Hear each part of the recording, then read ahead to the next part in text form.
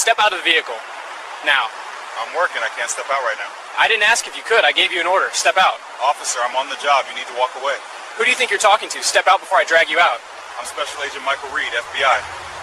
And you just compromised the federal surveillance. The body cam was recording everything, every word, every command, every second of the confrontation.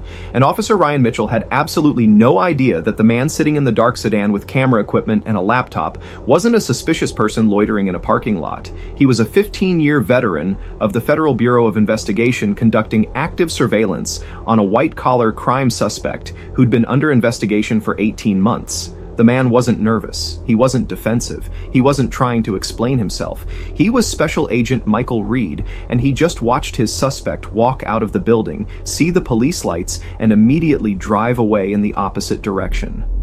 18 months of work, hundreds of hours of surveillance, a case worth $42 million in fraud gone because a local cop saw a black man in a parked car and decided to investigate. Before we dive into this absolutely insane story, I need you to do something. Drop a comment right now and tell me where you're watching from, your country, your state, wherever you are, and if you've ever been stopped or questioned for doing absolutely nothing wrong, hit that subscribe button. This story gets even more intense. You don't want to miss what happens next. Michael Reed had been with the FBI for 15 years. He'd started as a field agent in the Chicago office, worked financial crimes, public corruption, and organized crime cases. He'd made dozens of arrests. He'd testified in federal court over 40 times. He'd received commendations from 3 different FBI directors. He was good at his job. He was meticulous. He was patient, and he understood that surveillance work required absolute discretion. That Tuesday afternoon, he was parked in a commercial parking lot in downtown Portland, Oregon. He'd been there since 9 in the morning. It was now 3:15. He was watching an office building across the street. Specifically, he was watching the third-floor office of Richard Morgan, a financial advisor who'd been running an elaborate Ponzi scheme for the past 6 years. Michael's case has started 18 months earlier when a whistleblower contacted the FBI. Since then, Michael and his team had been building evidence, bank records, email communications, witness interviews, financial analysis. They had everything they needed, everything except catching Richard Morgan in the act of meeting with his co-conspirators. Intelligence suggested Morgan met with 2 other men every Tuesday at 3 REO. These men helped Morgan move money, create false documentation, and recruit new investors. If Michael could photograph these men, identify them, and document the meeting, he could tie them all. Together, the case would be airtight. Michael was using a long-range camera mounted on a tripod in his passenger seat.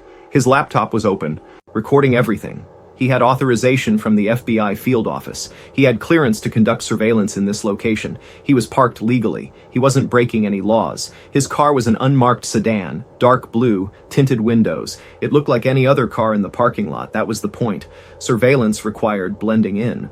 At 9:57, Michael saw Morgan enter the building. At 3:12, 2 men Michael didn't recognize entered behind him. This was it. This was the meeting.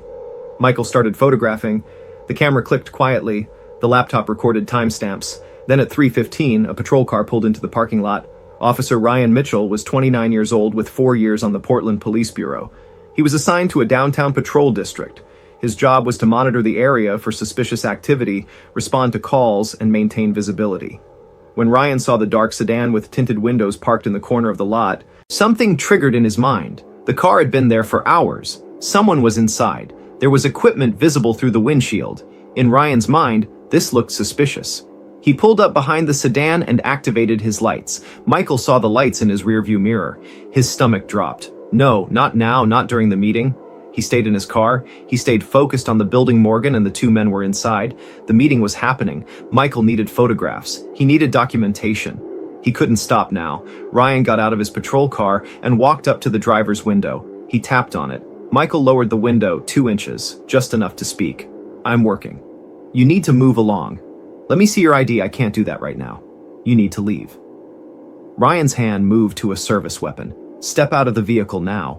Michael kept his eyes on the building on the 3rd floor windows on the office where Morgan was meeting. "I'm working. I can't step out right now. I didn't ask if you could. I gave you an order. Step out. Officer, I'm on the job. You need to walk away." "Who do you think you're talking to? Step out before I drag you out."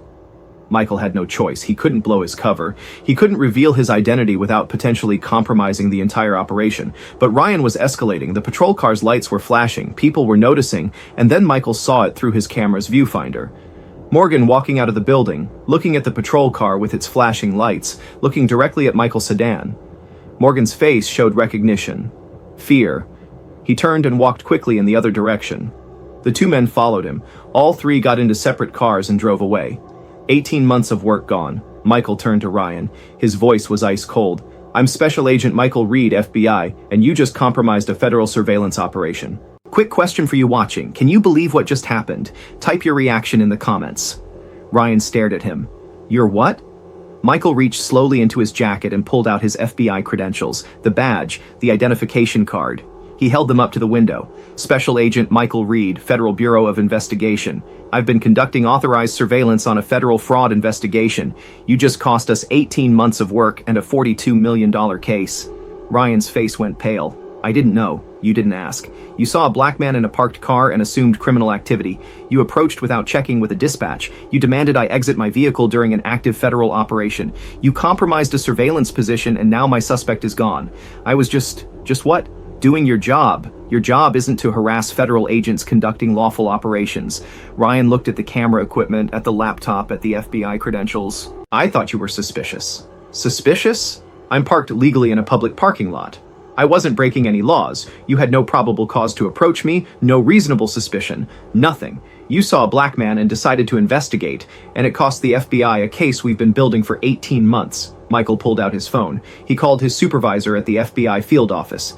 Ma'am, this is Reed. We have a problem. Local PD just compromised the Morgan surveillance. He saw the patrol car and fled. Yes, ma'am. All three subjects left. I have partial photos, but nothing usable. I need you to contact Portland PD Command. We need an immediate meeting. He ended the call and looked at Ryan. You're going to wait here. My supervisor is calling your chief right now. We're going to have a conversation about federal law enforcement cooperation, or the lack of it. Ryan stood frozen.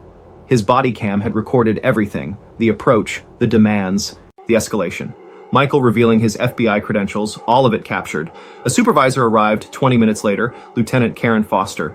She'd received a call from the FBI field office. She knew this was serious. She walked up to Michael's car. Special Agent Reed. Michael held up his credentials. Yes, ma'am. I'm Lieutenant Foster. I apologize for this incident. Can you tell me what happened? Michael explained the 18-month investigation, the surveillance operation, the meeting he'd been documenting, Ryan's approach, the compromised operation, the fled suspects. Lieutenant Foster listened. Her expression grew darker with each sentence. She turned to Ryan. Did you check with dispatch before approaching this vehicle? No, ma'am. Did you run the plates? No, ma'am. Did you have any indication of criminal activity? The car had been parked here for hours with someone inside. That's not a crime. Officer Mitchell, did Special Agent Reed commit any violation? Silence. Did he? No, ma'am. Lieutenant Foster turned back to Michael. Special Agent Reed, the Portland Police Bureau will cooperate fully with any investigation into this incident. I'll personally ensure this is addressed. Do you think the officer should face consequences? Type yes or no in the comments. Michael spent the next 3 hours at FBI headquarters writing reports. His supervisor, Special Agent in Charge Victoria Bennett, was furious. 18 months, Michael, 18 months of work. We were this close. I know. And he approached you. Why? Because you look suspicious, because I'm black and sitting in a parked car. Victoria's jaw tightened. We're filing a formal complaint with Portland PD. We're also requesting DOJ review this under federal civil rights statutes. This wasn't just harassment. This was interference with a federal investigation. The FBI's formal complaint landed on the Portland Police Chief's desk the next morning. It was 7 pages long. It detailed the 18-month investigation, the surveillance operation, Officer Mitchell's approach without cause, the compromise operation, the fled suspects. It also included something else, a pattern. The FBI had reviewed records of interactions between Portland PD and federal law enforcement over the past 3 years. Officer Ryan Mitchell had stopped or questioned federal agents on 5 separate occasions, 5 times. All 5 agents were minorities. 3 were black, 1 was Hispanic, 1 was Asian. In each case, Ryan had approached without cause, demanded identification, questioned what they were doing. In 3 cases, he demanded they leave public spaces where they had every right to be. None of the 5 were doing anything illegal. All 5 were conducting legitimate federal law enforcement activities. 1 was a DEA agent watching a drug house. Ryan's approach caused the suspects to notice surveillance and alter their behavior. One was an ATF agent documenting a firearms trafficking location. Ryan's patrol car presence tipped off the suspects. One was a Secret Service agent conducting advanced work for a presidential visit. Ryan questioned why he was photographing buildings. The pattern was undeniable. Ryan saw federal agents, all minorities, conducting lawful activities and assumed they were suspicious. And his interventions had compromised multiple federal investigations. The internal affairs investigation was brutal. Captain Lisa Martinez conducted the review. She interviewed Ryan. She interviewed the 5 federal agents he'd stopped. She reviewed body cam footage from all 6 incidents. Her report was 49 pages long. Her conclusion: Officer Mitchell demonstrates a pattern of racial profiling that has not only violated civil rights, but has actively interfered with federal law enforcement operations. His actions have compromised investigations worth millions of dollars and have damaged the relationship between Portland PD and federal agencies. Her recommendation: immediate termination. Ryan was fired within 1 week of the FBI complaint, but the consequences didn't stop there. Michael filed a personal civil rights lawsuit, not for himself. He didn't care about the money, but he wanted accountability. He wanted a public record. He wanted to ensure this couldn't happen to other federal agents or civilians. The lawsuit alleged racial profiling, unlawful detention, and interference with federal operations. The city's attorneys looked at the evidence: body cam footage showing Ryan approaching Michael without cause, FBI credentials proving Michael's identity, documentation of the compromised investigation, the pattern of 5 previous incidents, a plaintiff of who was a decorated FBI agent with impeccable credibility. They settled in 6 weeks $280,000 plus mandatory reforms. The reforms included mandatory training on federal law enforcement cooperation, implementation of a policy requiring officers to check with dispatch before approaching vehicles in non-emergency situations, quarterly reviews of stops to identify racial profiling patterns, and creation of a federal liaison position to coordinate with FBI, DEA, ATF, and other federal agencies. The settlement also requires something unprecedented. Portland PD had to publicly apologize to the FBI and issue a formal statement acknowledging that Officer Mitchell's actions compromise federal investigations. If you think this settlement was justified, type justice in the comments. The press conference was covered by every major news outlet in Oregon and many national outlets. FBI Special Agent in Charge Victoria Bennett stood at the podium.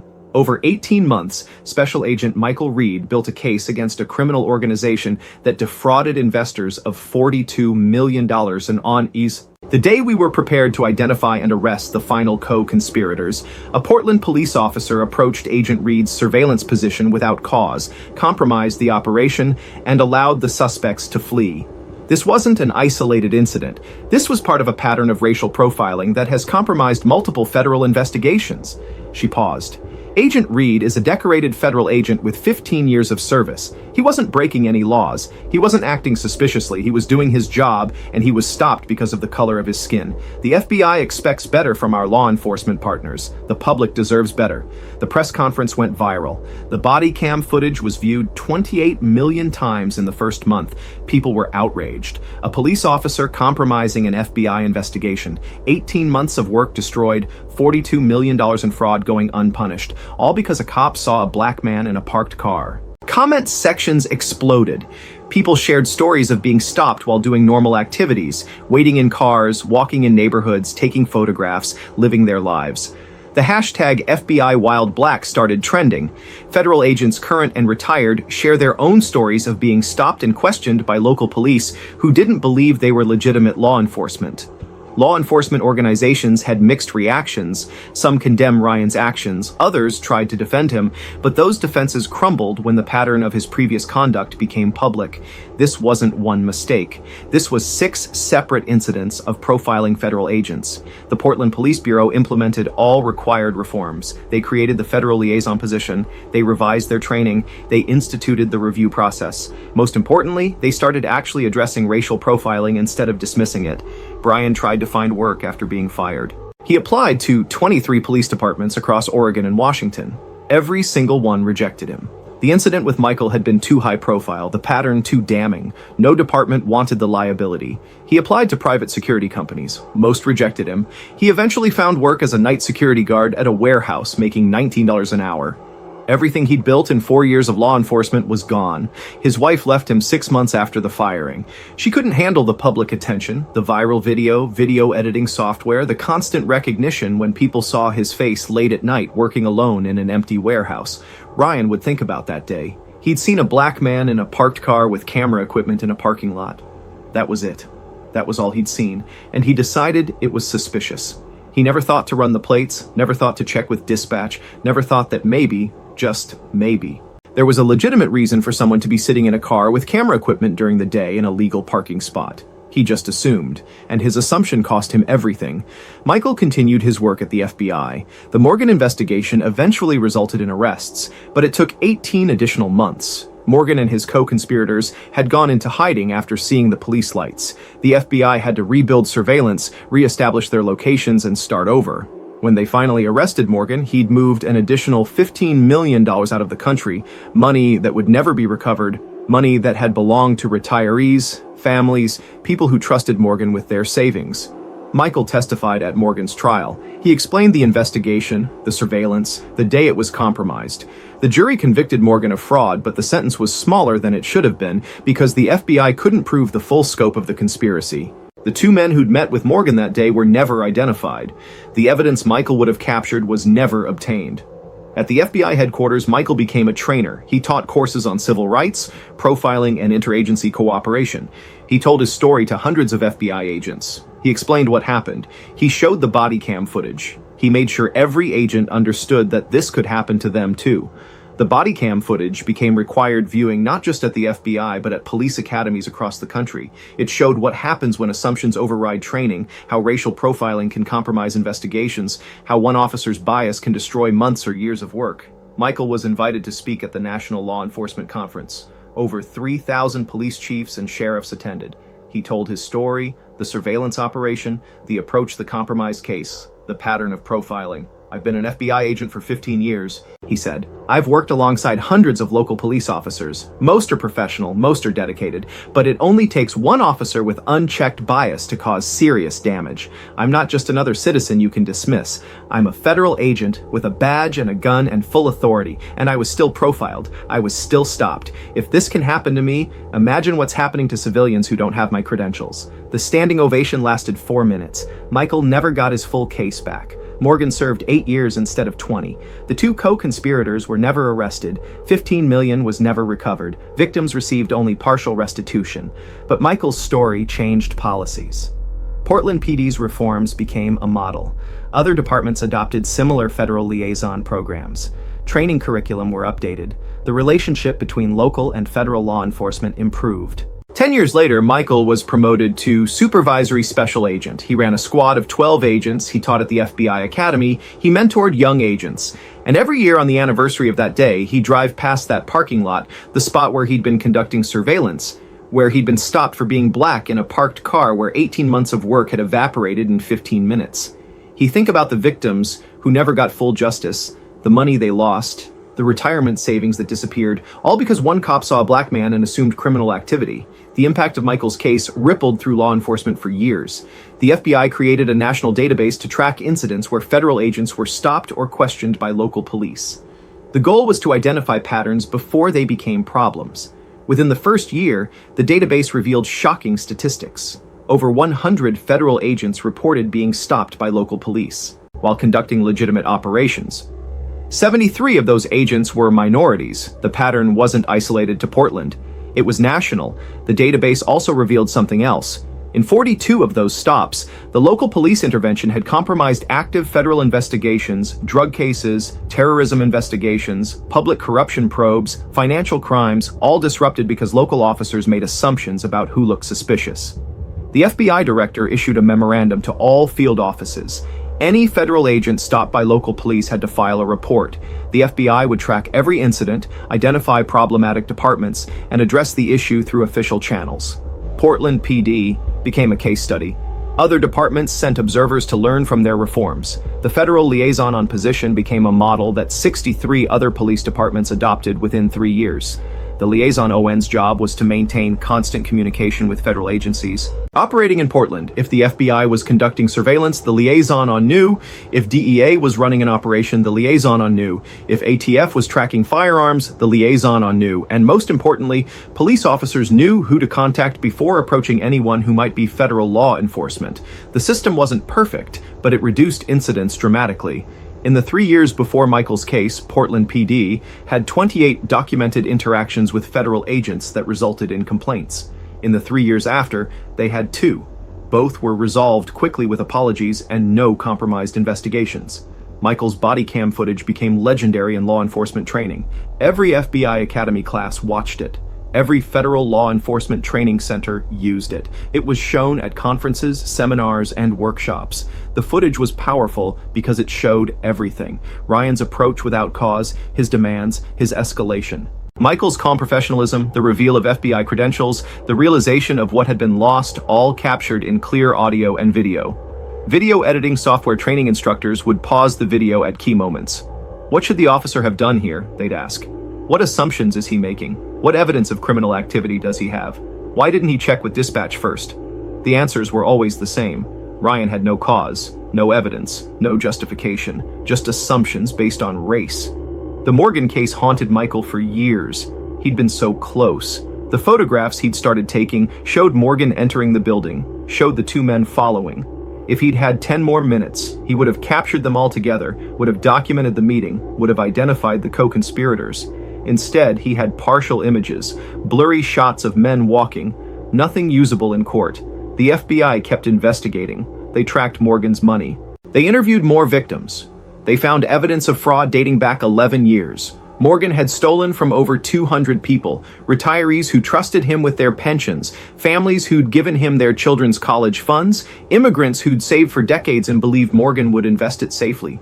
One victim was a 74-year-old woman named Margaret Wells, no relation to Richard Morgan. She'd been a teacher for 41 years. She'd saved $300,000 for retirement. She gave it all to Morgan to invest. He promised 12% returns. She received statements showing her account growing. None of it was real. When the FBI arrested Morgan, her money was gone, all of it.